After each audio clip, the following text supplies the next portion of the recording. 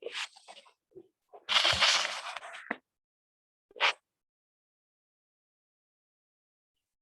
good afternoon, one and all. So we are going to start our today's lecture. So today there are 2 hours are there. So out of that 1 hour we will engage one lecture, and after that I will assign you one tutorial. So we have completed the 2 tutorials based on the chapters.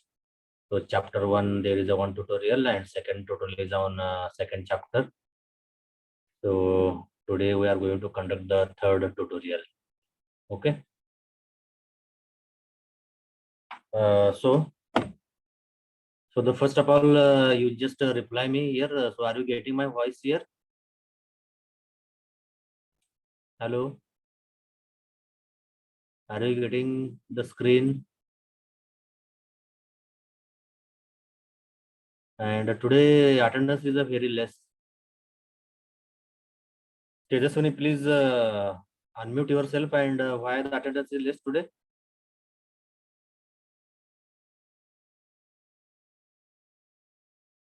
Hello, Tejaswini. Yes, sir. Why attendance is less today? Don't know, sir. Is there any campus is there? No. Then okay, no problem. Yes. So we'll continue our lecture, our schedule, no problem. So yesterday we have covered the 2 points. First one is about pattern mining. It is a roadmap, and the second point is about pattern mining in multi-level, multi-dimensional space. Okay, so these 2 points we have covered yesterday, and in today's lecture we are going to cover the constraint-based frequent pattern mining and mining high-dimensional data and colossal patterns. Okay, so these 2 points we are going to cover in today's lecture. Okay, so just we will take the review. So what we have covered in previous lecture, that is in the yesterday lecture.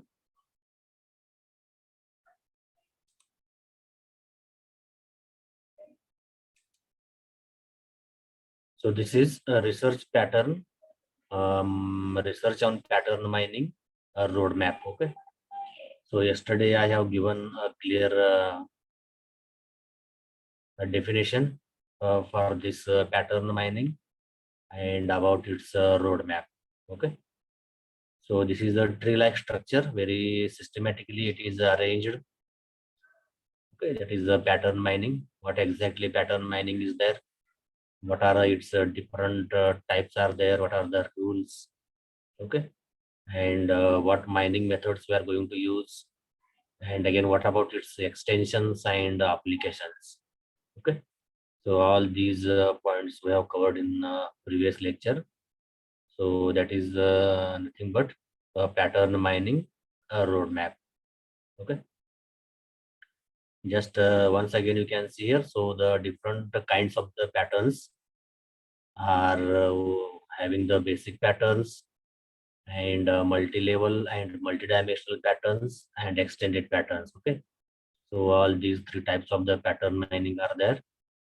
And in case of the mining method, so we have the 3 different types about mining methods. So the first one is the basic mining methods, second one mining interesting patterns, and again the third one is about distributed, parallel and incremental. Okay, and the next one is extensions and application. So in case of the extensions and application, we have the extended data types, and again applications are there. Okay, you know about the applications of pattern mining is required for pattern based classification and clustering, about semantic annotation and collaborative filtering, and again the privacy preserving. Okay, so all these are the applications of the pattern mining. Now after finishing the pattern mining roadmap, Just we have studied about very detail with examples. That is pattern mining in multi-level, multi-dimensional space, and about its four different types. So the first one is the mining multi-level association, and mining multi-dimensional association, mining quantitative association rules, and again fourth one is mining rare patterns and negative patterns. Okay, all these 4 points we have covered in previous lecture. See, this is the mining multiple level association rules. So with examples, we have studied this one. And after that, multi-level association, that is the flexible support and redundancy filtering. This point also we have covered. And after that, mining multi. So what is the mining multidimensional association? So this point also we have studied. In that we have studied that single dimensional rules and multidimensional rules and categorical attributes and quantitative attributes. Okay. And the next one is about the advanced frequent pattern mining. Okay. So in that we have studied the mining quantitative association rules. So these are the mining quantitative associations. Okay. So this is the static discretization, dynamic discretization, clustering, and again the deviation. And this data cube also we have studied in case of the static discretization of quantitative attributes. Okay. And so the next one is the mining rare patterns and negative patterns. So what are the rare patterns and again what are the negative patterns? So the rare patterns are nothing but very low support but interesting.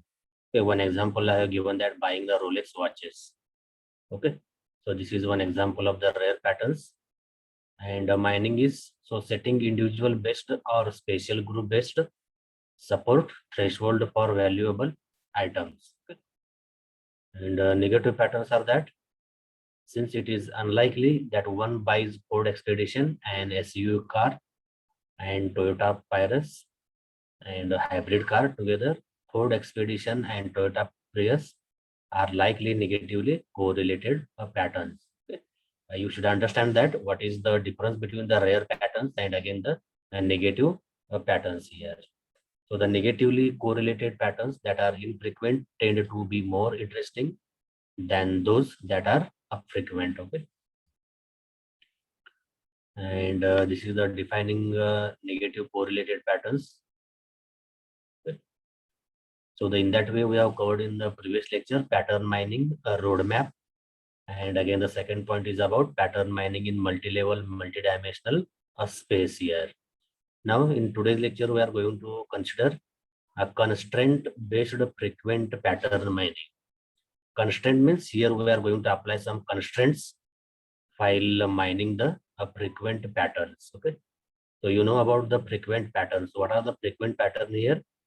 Suppose the person X is going to buy the frequently milk and bread. So this is called as the milk and bread is the frequent pattern here. Okay. So what is the constraint you are going to put while mining the frequent pattern? Okay.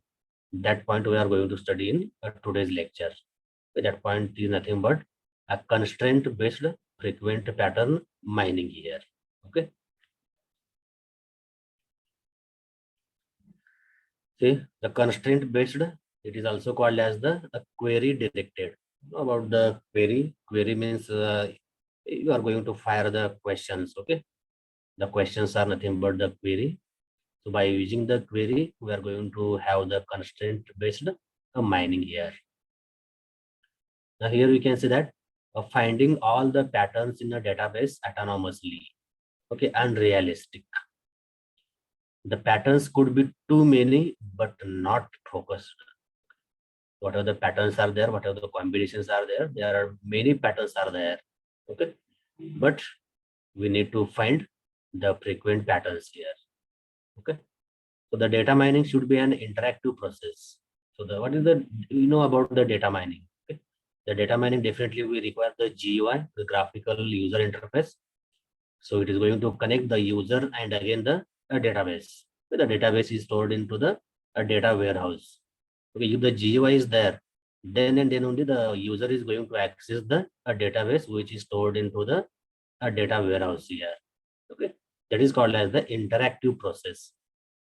Suppose you are not going to provide the GUI, then it is very difficult to access the database. Okay, that's why it is said that the data mining should be an interactive process here. So the user easily should access the database which is stored into the data warehouse here. Okay. And the data administrator should maintain their indexing. Okay. So that his user is easily going to access the database. Okay. The indexing is the very easy to mine the database here. Okay. So the data mining should be an interactive process. You can develop the GUI and you can make the interactive process in active. Okay. And user directs what to be mined using your data mining query language. Okay. So you know about the DMQL. Okay. What is the DMQL means? The data mining query language. Okay. So whenever the user is going to access the database, at that time the user is going to use the DMQL language, so that the user is going to put, suppose I want to access the red cars only. Okay. Now how the query I can write here? Find or search the red cars only. Suppose I am going to write the only car in the search engine, then it is going to display all the colored cars here. Okay, all the types. That I don't want. I want the only red cars. Okay. So the search engine is going to retrieve the database and is going to match the queries red. The red is nothing but the color of that car, and red car they are going to retrieve to the user here. Okay. Means the user is going to put the constraint here. Okay. So the user directs what to be mined using a data mining query language. So the DMQL is nothing but it is one query language. So by using our natural language, you can write the data mining query or a graphical user interface. So I told you that graphical GUI. Definitely the GUI is required for accessing the database here. Now the constraint based mining. So what is the constraint based mining? The user flexibility. Okay. What is the user flexibility? So the provides constraints on what to be mined.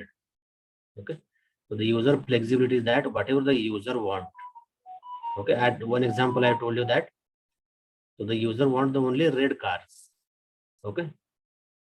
So the data warehouse should retrieve the only red cars and put the result as which includes the red cars only. Okay. That is called as the user flexibility. So the user is having the some desires. So based on that his or her desire, the user is going to access the database here. Okay.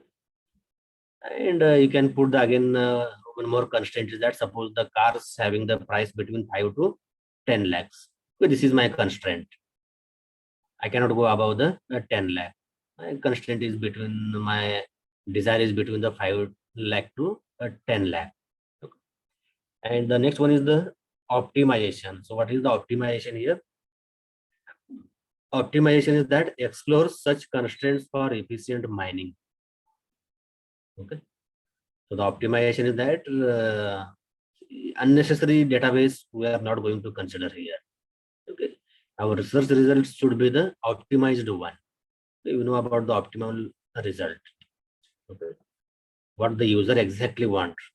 Okay. That optimization should happen in case of the data warehouse. So it explores such constraints for efficient mining and a constraint based mining. So the constraint pushing similar to push selection first in database query processing. Okay. And a note, still find all the answers satisfying constraints, not finding some answers in heuristic search. So the heuristic search means it is the type of the search. Normally we are going to have our Google search engine. Okay, the Google search engine is one example of the heuristic search. Okay, by using our own language, we are going to write the queries and it is going to retrieve the result. Okay, that is called as the heuristic search here. So this is the constraint-based query directed mining is that.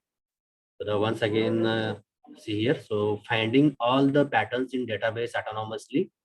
So it is unrealistic, and the patterns could be too many but not focused. And data mining should be an interactive process. Okay. So the user directs what to be mined using a data mining query, language, or a graphical user interface, that is GUI. And a constraint-based mining. So the first point is that the user flexibility. So what is the user flexibility here? It provides constraints on what to be mined. So the second one is the optimization. It explores such constraints for efficient mining. Constraint-based mining, constraint pushing, similar to push selection first in database query of processing. And still find all the answers satisfying constraints, not finding some answers in the heuristic search. Now, what are the constraints in data mining? So the constraints in data mining is that, see, we are having the different constraints here: knowledge type constraint, data constraint, dimension or level constraint, a rule or pattern constraint, interestingness a constraint here. Okay.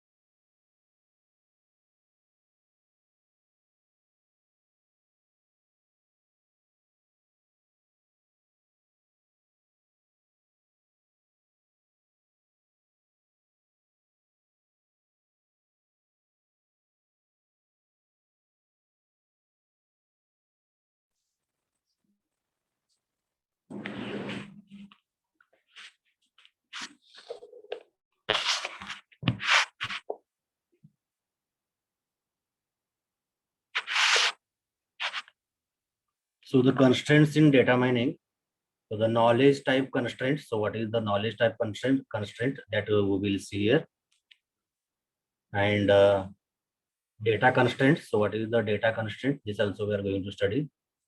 And a dimension or level constraint, and a rule or pattern constraint, and interestingness constraint. Okay. So what is the knowledge type constraint here? So the knowledge type constraint, we are going to consider the classification, association, and etc.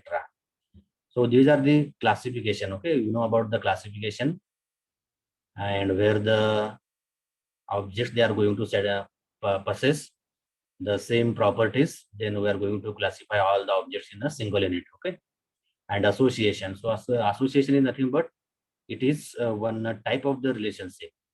With the one example I have given that yesterday's. So student and college. Okay. So that you are learning into the final year and you are associated with the Aswari college. Okay. So this is the one type of the relationship it is there. So these are the called as the knowledge type constraint here. Now the data constraint. So what is the data constraint here? So using SQL like queries. Okay. So you know about the SQL like queries, how we are going to write the queries here. Suppose I want to retrieve the whose salary is equal to 10,000 only. The search columns I'm going to retrieve. So that is called as the data constraint. Suppose I want the person X age is between 15 to 20. Then I'm going to retrieve all the columns who is having the ages 15 to 20 years old. So that is called as the data constraint here. Suppose I want the person age is greater than 20, then all the lists or all the name of the person X is going to retrieve here. Okay.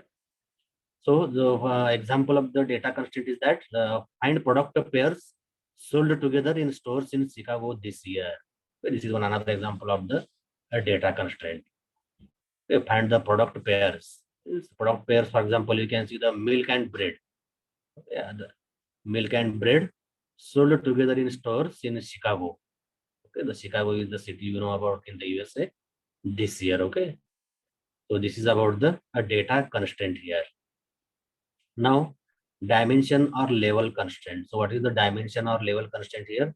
In a relevance to region, price, brand, customer category. Okay, so these are the called as the dimension or a level constraint here. Okay, so it's called as the region, price.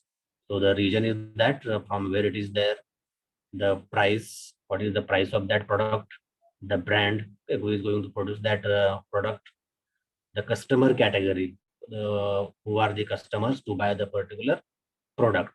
Okay, that is called as the dimension or level constraint here. Now the rule or pattern constraint. So what is the rule or pattern constraint here?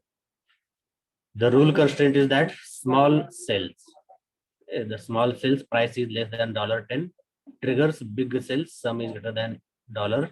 Okay, this is called as the rule or pattern constraint.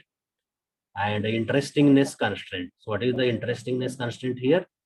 The strong rules, minimum support is equal to greater than 3%, and the minimum confidence is greater than or equal to 60%. Okay.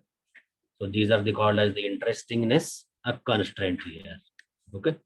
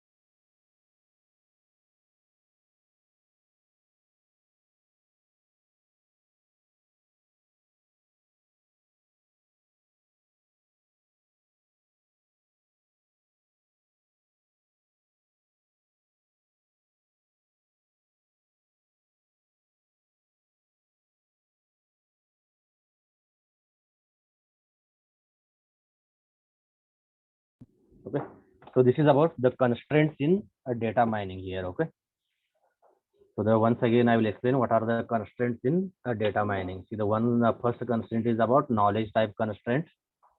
The second one is the data constraint, and the third one is about dimension or level constraint, and the fourth one is about rule or pattern constraint, and the last one is the interestingness constraint here. Okay.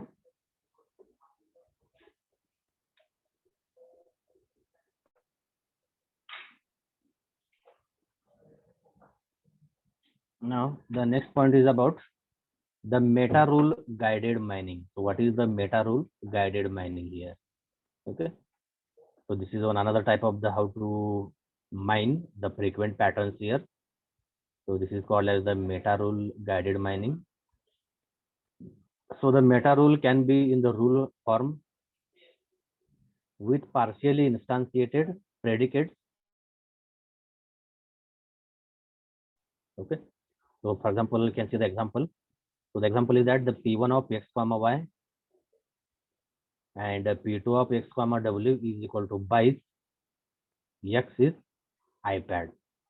So the X is a person who is going to buy the iPad here. So the resulting rule derived can be, so the age of X is 15 to 25. And his profession is X is the student and is going to buy the X is the iPad. So what is the meta rule guided mining here? So you can design the meta rule guided mining is that Suppose whose age 5, and we can predicate that his profession is a student, and definitely if he is a student, then he is going to buy the iPad here. Okay, like that. This is called as the meta rule, a guided mining here. Now you can consider one another example. Suppose, so for example, you can have the different mobile phones. Otherwise, suppose you can have the laptops here. So normally, who is going to work into the corporate field? Definitely, they are going to buy the laptops for their work. Okay, means you can derive the meta rule for guided mining here. Okay, so the meta rule can be in the rule form with a partially instantiated predicate and a constant here. Okay, so in general, it can be in the form of P1, it is the P2, again is the P1.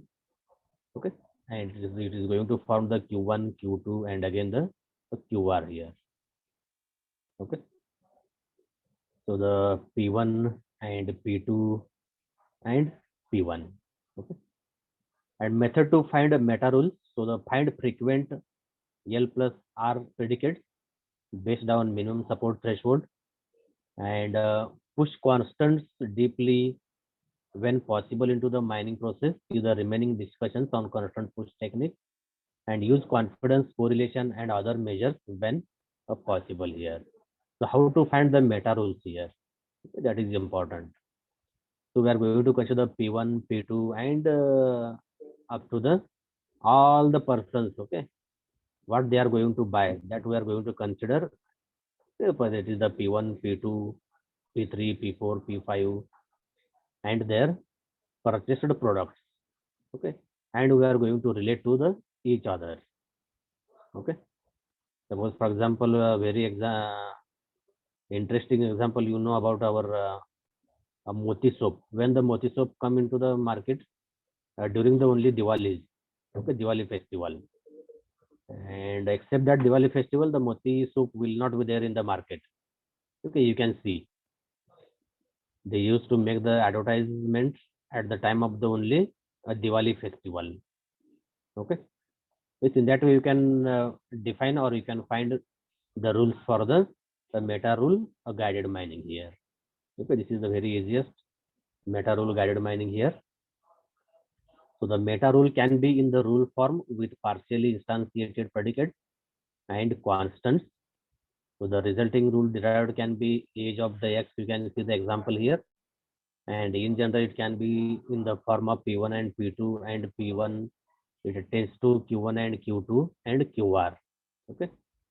So the method to find the meta rules. So find frequent L plus R predicates based on L plus R means left side and again the right side here.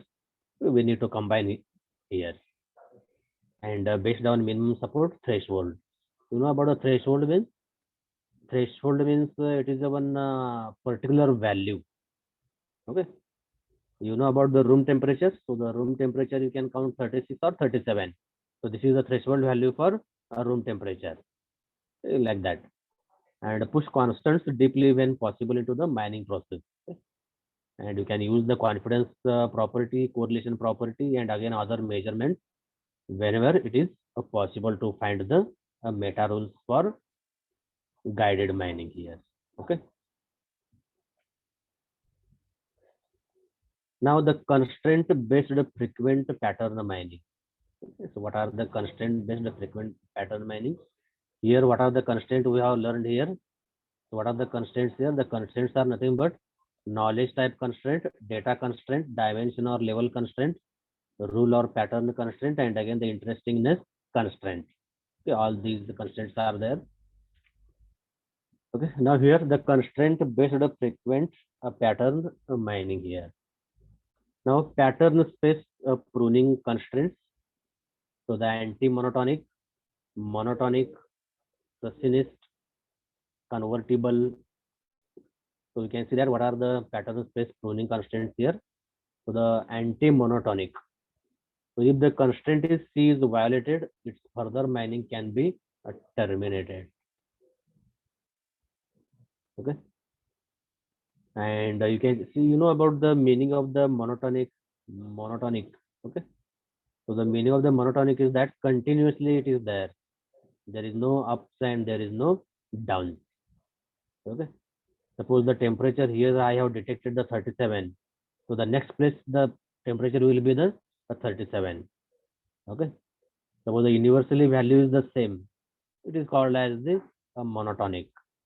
Okay. And one another example you can see that, for example, monotonic example.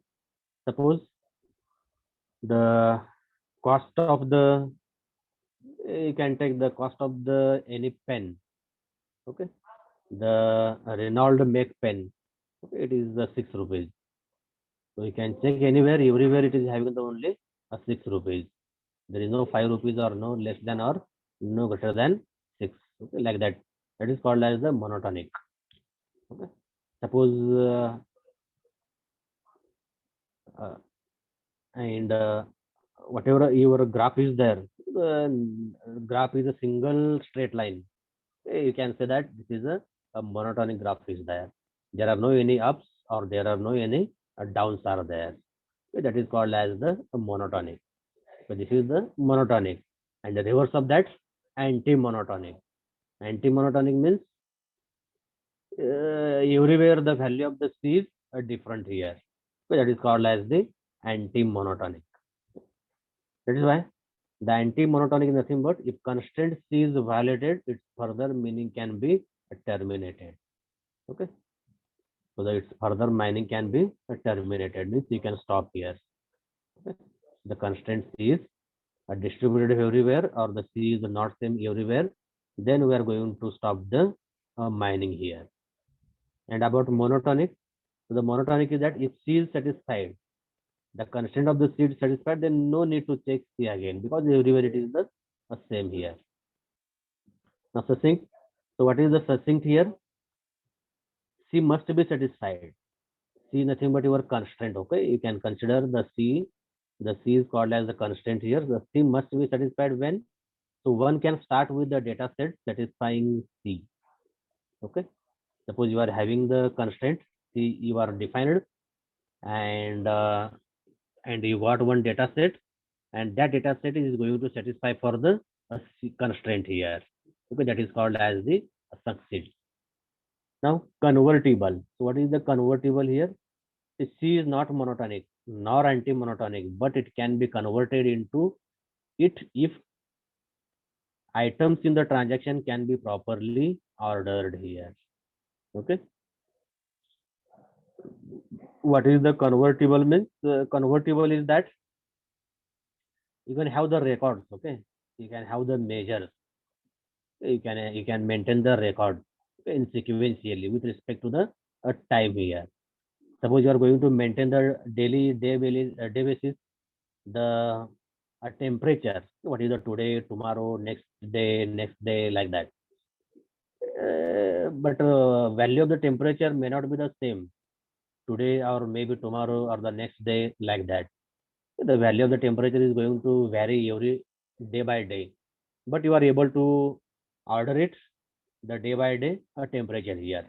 So that is called as the convertible. So the C is not monotonic nor anti-monotonic, but it can be converted into it if items in the transaction can be properly ordered here.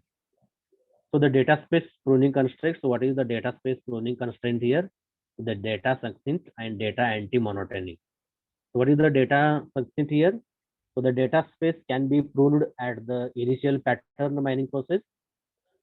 And the data anti-monotonic means if a transaction T does not satisfy C, T can be pruned from its further mining. You know about the pruning means?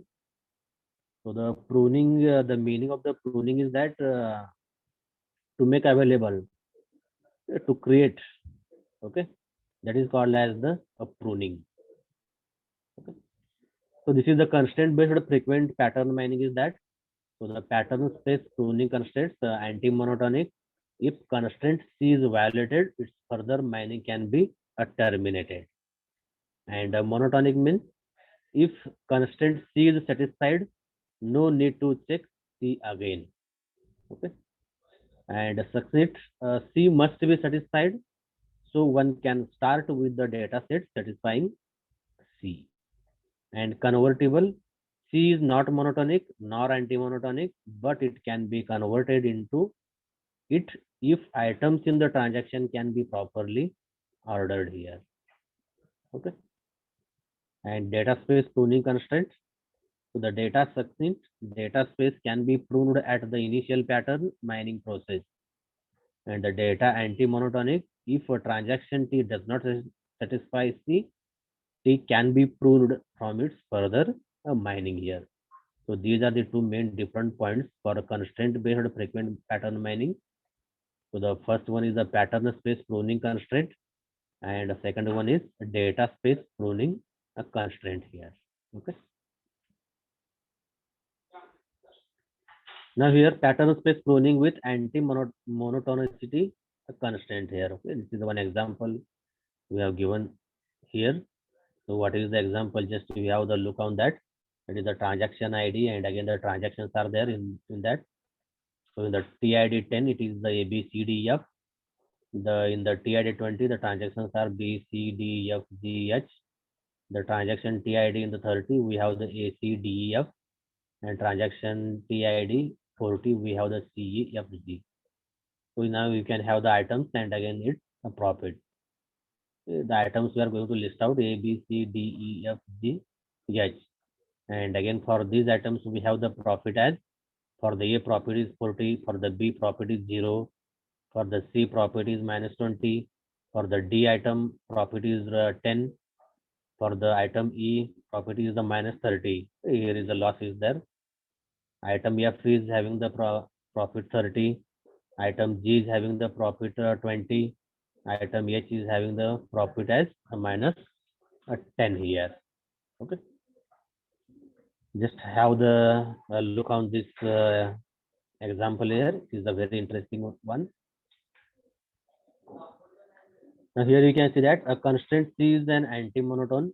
If the super pattern satisfies C, all of its patterns do so too.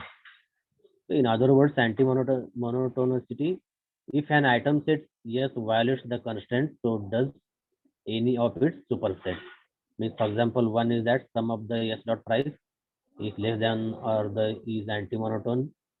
The range S of the property is less than or 15 is anti-monotone. Item set AB violates C. So item set A and B is violates the C here because B is having the 0 profit, but A is having the 40 property here. So the sum of S dot price is greater than V is not anti-monotone. Support count is anti-monotone. Core property used in a priori means you can find out, you can see all they are having the different property here. Okay, the A is 40. No other we got never here. Rest here we have not got any 40 as a property here. The 0 for the B is the 0. Here you can check that 0 is not there. For C is the minus 20. Here you can check there is no any minus 20.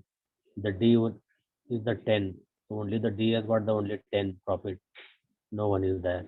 For the E minus 30, F is the 30. No anyone another one got the F 30 profit. The G is 20 and again the H is a minus 10. Okay. So this property is called as the anti-monotonicity constraints here. Okay. So just have the example in your notebook. Just take down this. I will give the 2 minutes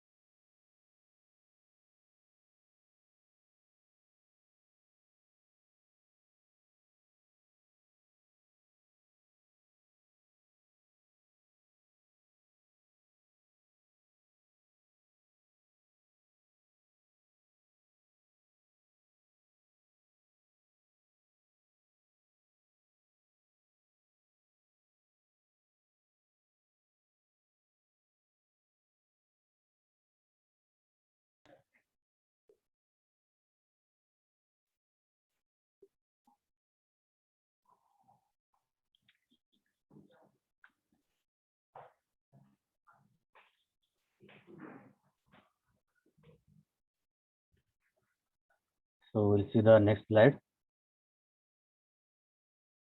So the pattern space pruning with a monotonicity constraint. This point we are going to see here again once again.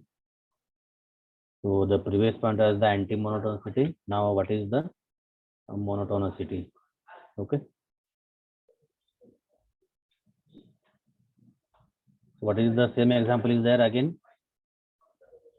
So the transaction ID and again the transactions. In case of the transaction ID 10, 20, 30, 40, and the transactions we are having A, B, C, D, F in the 10, and B, C, D, F, G, H we are having in the 20, and A, C, D, F is in 30, and C, F, G in 40. In the list of the items and again the profit. So what is the monotonicity constraint here? So a constraint C is a monotone. If the pattern satisfies C, we do not need to check C in subsequent mining. Okay. Alternatively, monotonicity, if an item set yes satisfies the constraint, so does any of its superset. So for example, one you can see that sum of yes dot price is greater than fee is monotone. Okay. For example, you can see the item set A, B. Okay. What is the item set of A and B? 40 plus 0. Okay. So the 40 plus 0 is greater than V. We got here the profit. There is no any loss. Then definitely it is called as the monotone here. Okay. Item set A, B satisfies a constraint here. It is greater than V. Now suppose the combination of item set C and E. It is a minus 20, minus 30, minus 50 will be their addition. Okay. So sum of the C and E is the minus 20 plus minus 30. So it becomes the minus 50. So it is not going to satisfy the, because minus 50 is greater than or equal to V means value of that item. It will not consider. So we cannot say this is a monotone here. Okay. Now the item set D and F. 30, 10 plus 30, 40 will be there.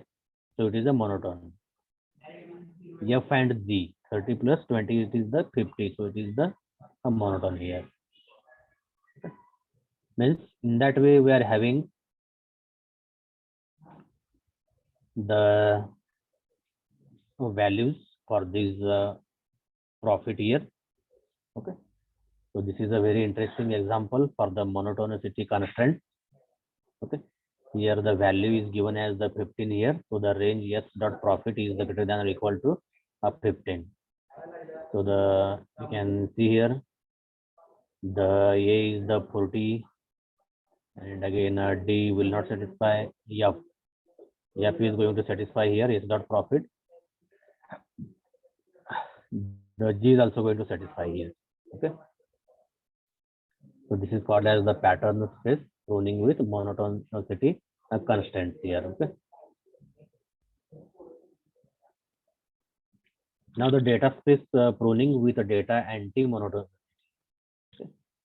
Now here we can see that again the same example is there, transaction ID and again the transaction item and again its profit.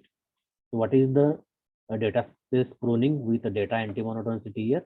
So the constraint C is data anti-monotone if for a pattern P cannot satisfy a transaction T under C, P's superset cannot satisfy T under C either. Here you can see one example here. So the example one is that sum of yes dot price is greater than or equal to value is data anti-monotone, and minimum of yes dot price is less than or equal to value is data anti-monotone, and the range of yes dot profit is greater than or equal to 25 is the data anti-monotone. So what is the data anti-monotonicity that we are going to learn here? So this is the third example you can see here. So the item set B, C is projected in a database. So where are the items B and C here? So items B and C, here we have the B and C in the 10, and again in the transaction ID 20, again in the transaction ID 30, and again over. Okay, the 10, 20, 30. So this is the transaction 10, transaction 20, and again this is the transaction 30. So the transaction 10, the BC is already there, but remaining, what are that? D, F, H. Okay. Again the D, again in the T20, again in the T20 BC are there, D, F, G, H. And again the, in case of the T30, again we have the D, F, G. Okay. So since we cannot satisfy T10, and again the T10 can be approved here. Okay. This in that way we can have the data space pruning with data anti-monotonicity. Okay. Now the pattern space pruning with succinctness. What is the succinctness here? So given A1, the set of items satisfying the succinctness constraint C, then any set yes C satisfying C is based on A1, that is yes constraint, a subset belonging to A1 here. Okay. Now we learn about the succinct. So what is the succinct here? The succinct is nothing but C must be satisfied. So one can start with a data set satisfying C. Okay, that is the definition of the succinct here.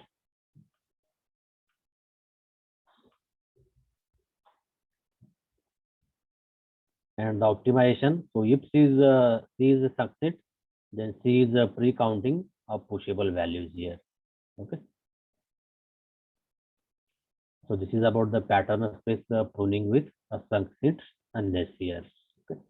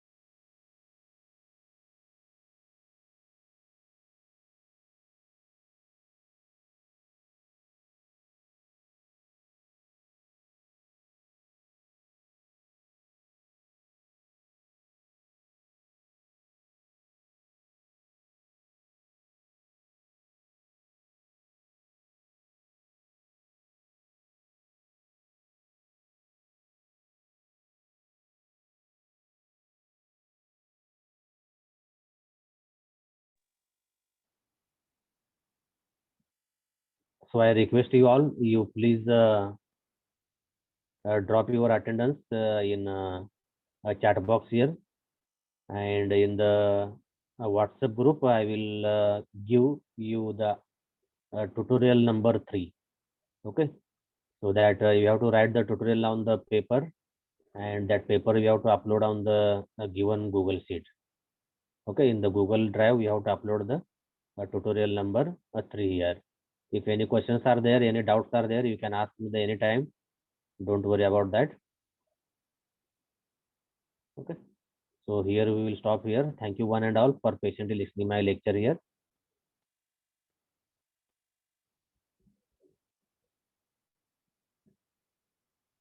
Now the tutorial session will start here. Okay.